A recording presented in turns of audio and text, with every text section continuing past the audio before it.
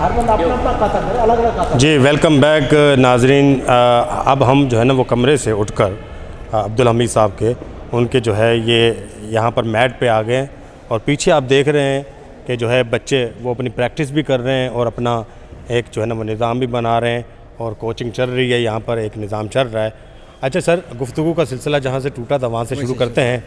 میں آپ سے پوچھنا یہ چاہوں گا، جب آپ نے یہ کلب بنایا تو میں نے پہلے بھی یہ سوال آپ سے کیا، مشکلات بہت ساری آئی تھی آپ کے اوپر. ایک دور ایسا آیا تھا کہ اس کو ڈارک ایج کہتے ہیں، کراچی کا، لیاری کا.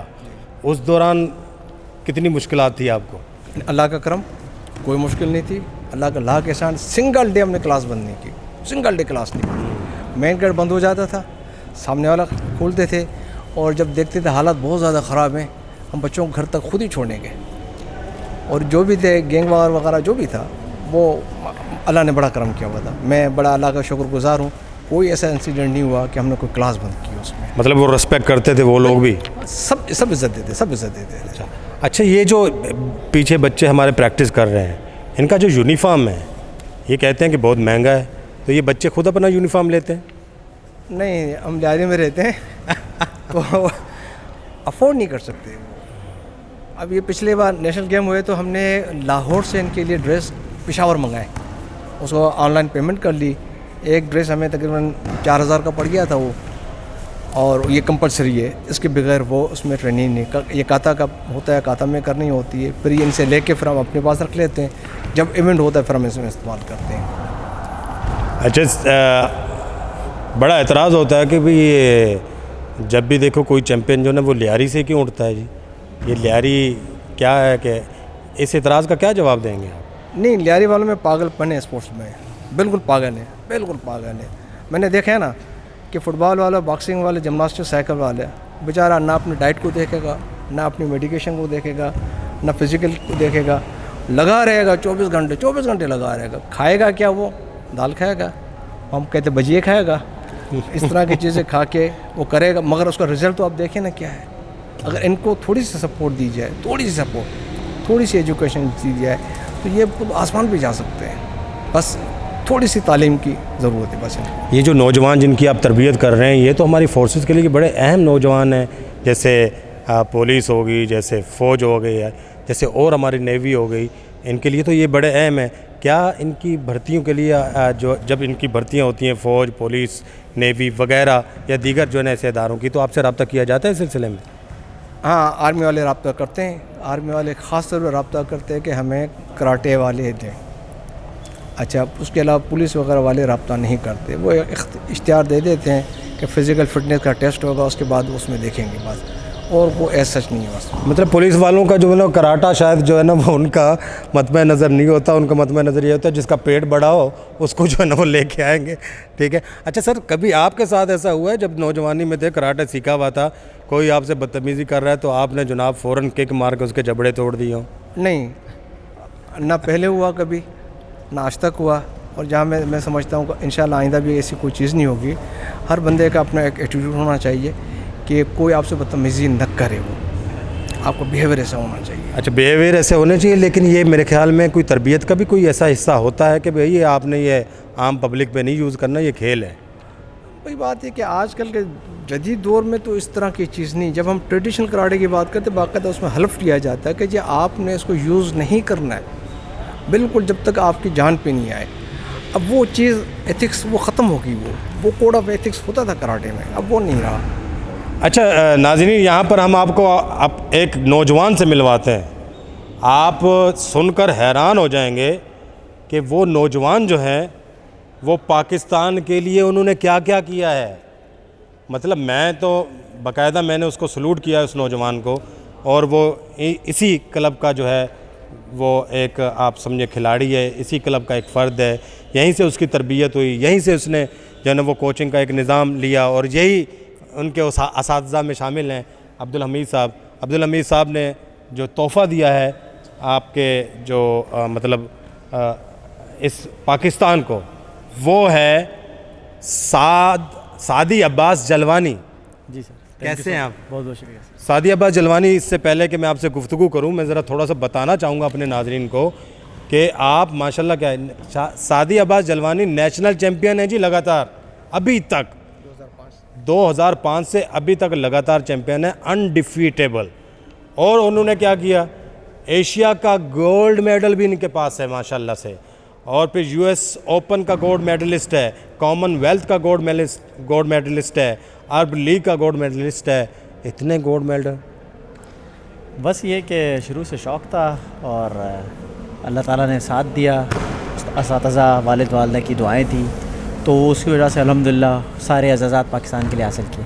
اتنے اعزازات حاصل کرنے کے بعد جو رسپیکٹ ایک کھلاڑی کو ملنی چاہیے، جو آپ محسوس کرتے ہیں دیگر ملکوں میں، آپ کیا یہاں سے مطمئن ہیں کہ حکومت، عوام، آپ کے کلب اور دیگر جو ہے نا وہ اداروں نے آپ کی وہ رسپیکٹ کی، خوشی ہوتی ہے؟ بالکل. لائک ہماری جو نیشن ہے وہ ہے کرکٹ لونگ نیشن، تو کوئی اور گیم ہو تو وہ اس کو ناپسند نہیں کرتے. آپ ہمارا قومی گیم ہاکی لے لیں، ان کے پلیئرز کے نام ہمیں نہیں پتہ، لیکن سو فار جو اچیومنٹس میں نے لی تو کلب سطح پہ یا میرے ڈپارٹمنٹ وابڈا کی سطح پہ مجھے اچھی جاب کا سراہا گیا. کلب لیول پہ یا پاکستان لیول پہ جو کراٹے کھیلتے ہیں ان میں انہوں نے کافی سراہا، اور ہمارے جو میڈیا کے لوگ ہیں وہ بھی بڑا خوشی کی نگاہ سے دیکھتے ہیں کہ ایک لڑکا لیاری سے نکلا اور پوری دنیا میں پاکستان کا نام روشن کیا. لیکن گورنمنٹ سطح پہ جس طرح کی سپورٹ ہونی چاہیے، اب آپ دیکھ لیں اس کلب کے کم سے کم 5 سے 6 لڑکے انٹرنیشنل ہیں اور میڈلسٹ ہیں، اور آپ ہمارے کلب کا حال دیکھیں. تو اس گورنمنٹ سطح پہ جو ہونا چاہیے تھا، جس طرح سے پذیرائی ملنی چاہیے تھی، وہ نہیں ملی، اس کا ہمیشہ سے دکھ رہتا ہے. لیاری جی بڑی زرخیز زمین ہے لیاری کی سپورٹس کے حوالے سے، ٹھیک ہے. اور لیاری کے یہ نوجوان ہیں، آپ کو یہ بتا رہے ہیں، دکھ بہرحال ہوتا ہے کہ جب حکومتی لحاظ سے اس طرح سپورٹ جو ہے نہ ہو. آپ کا کیا خیال ہے کہ یہ جو منفی سرگرمیاں ایک دم سے ابھرتی ہیں لیاری میں یا پورے کراچی میں، ان کا کلا کما سپورٹس کے ذریعے کیا جا سکتا ہے کہ نوجوانوں کو مثبت سرگرمیوں کی طرف لایا جائے؟ بالکل. جب ہم چھوٹے تھے تو ہمیں سپورٹس کے علاوہ اور کچھ سوچتا ہی نہیں تھا. مجھے اچھی طرح یاد ہے میں چھوٹا تھا تو ہم ان دنوں ویڈیو گیمز اگر، کیونکہ لیاری میں ایک مڈل کلاس اور غریب طبقہ رہتا ہے، تو وہ جو الیکٹرانک آسائشیں ان سے کافی دور تھا اس وقت صرف اور صرف فٹ بال عروج پہ تھی، کراٹے، باکسنگ، سائیکلنگ، جو گیم زیادہ تر لڑکے لیاری کی کھیلتے تھے. تو لیاری کا حل صرف اور صرف سپورٹس ہے. یہاں کے لڑکوں میں بورن ٹیلنٹ ہے. اگر آپ کو لیاری کو سدھارنا ہے تو آپ کو یہاں پہ سپورٹس کی سرگرمیاں زیادہ سے زیادہ، سپورٹس کی فیسلٹیز زیادہ سے زیادہ دینی ہوں گی، تو فورس اور لیاری پورے دنیا میں پاکستان کا نام روشن کر سکتا ہے. اچھا، لیاری میں بہت سارے نوجوان جو ہے نا وہ سپورٹس سے تعلق رکھتے ہیں لیکن تعلیم کی وجہ سے پیچھے رہ جاتے ہیں، ان کو کیا کہنا چاہیں گے؟ بالکل. تعلیم تو پہلی پریورٹی ہونی چاہیے سب کی، کیونکہ اگر آپ کیونکہ اب جو دنیا کی سپورٹس ہے وہ سائنس کے ساتھ مرج ہو چکی ہے. اگر آپ پڑھے لکھے ہوگے تو آپ اپنی جو ٹیلنٹ ہے اس کے ساتھ ساتھ آپ کو ایجوکیشن کی بھی بہت ضرورت ہے، کیونکہ آپ ایجوکیشن کے ساتھ اپنے ٹیلنٹ کو جب مکس کریں گے تو ہی آپ ایک پروفیشنل لیول کے پلیئر بن سکتے ہیں. اور الحمدللہ ہمارے لیاری کے پہلے جس طرح سے تعلیم کا فقدان کم تھا، لیکن اب ہر گلی، ہر اسکول، ہمارے پاس یونیورسٹی بھی بن چکا ہے. تو میرے خیال سے ساری جو نیو جنریشن وہ تعلیم کی طرف تو راغب ہوئی ہے، لیکن وہ سپورٹ سے بہت پیچھے ہٹ گئی ہے. ہمیں ان کو مرج کر کے چلنا پڑے گا. اچھا جلوانی صاحب، اگر میں آپ کو کہوں یار مجھے تھوڑا سا ایک وہ سکھائیں، اچھا، تو مجھے آپ کیسے سکھائیں گے؟ میں سر یہ ذرا تھوڑا سا پکڑیے گا، کوئی کچھ ایسا جو مجھے آپ 2-4 سیکنڈ میں سکھوانا میں چاہیں. آپ کو پنچ بنانے کا طریقہ سکھا دیتا ہوں، ویری سمپل. اکثر لوگ پنچ جو ہے وہ اس طرح بناتا ہے، کوئی ایسے بناتا ہے. تو کراٹے میں پنچ سمپل اس طرح، ہاتھ اس طرح کریں، 1 اسٹیپ 2 اسٹیپ اور یہ 2 انگلیوں کی طرف یہاں. اب یہاں پہ اگر آپ ایسے کریں گے تو انگوٹھا ٹوٹنے کا خطرہ ہے. اچھا، یہاں آپ نے اس کو اس طرح رکھنا ہے، اس طرح یہاں پہ، اور جتنا آپ کسیں گے اتنا آپ کی ہڈیاں نہیں ٹوٹیں گی جب آپ کسی کو پنچ کریں گے. تو یہ ایک بیسک. تو یہ والا ہاتھ کیسے ہو پنچ مارنے کے لیے؟ یہ والا میں یہاں پہ رکھ کے ماروں یا یہاں پہ؟ یہ پنچ بنانے کا طریقہ ہے. اور اگر آپ پنچ کریں تو آپ میرے سامنے اس طرح کیمرے پہ ہیں، لیفٹ ہاتھ سامنے رکھیں اور رائٹ ہاتھ یہ اس کو ایسے کریں. بالکل. تو ایک punch front and second, third, fourth, اس طریقے سے آپ پنچ. ارے میں سیکھ گیا. تھینک یو جلوانی صاحب، تھینک یو. واہ واہ واہ واہ، مزہ آ گیا جی. میں پنچ بنانا سیکھ گیا ہوں مدثر صاحب، اور سر آپ بھی ذرا یاد رکھیے میں پنچ بنانا سیکھ گیا ہوں. Sir very thankful to you کہ آپ نے ہمارے ملک کو ایسے ہیرے دیے. آپ یقین کریں میں اپنے جذبات پہ اس وقت قابو نہیں پا سکتا کہ ایسا نوجوان ہمارے اندر لیاری کے اندر موجود ہے. اور یہ صرف اور صرف اگر آپ لوگ سٹینڈ نہ لیتے، قربانی نہ دیتے، وقت نہ دیتے تو آج جلوانی جیسے نوجوان جو ہے وہ شاید لیاری کا مقدر نہ ہوتے۔ تھوڑا سا ہم بچوں سے بھی بات کرتے ہیں، سر کی جو ہے نا وہ سپرویژن میں دیکھتے ہیں کہ بچے کیا کہتے ہیں جی۔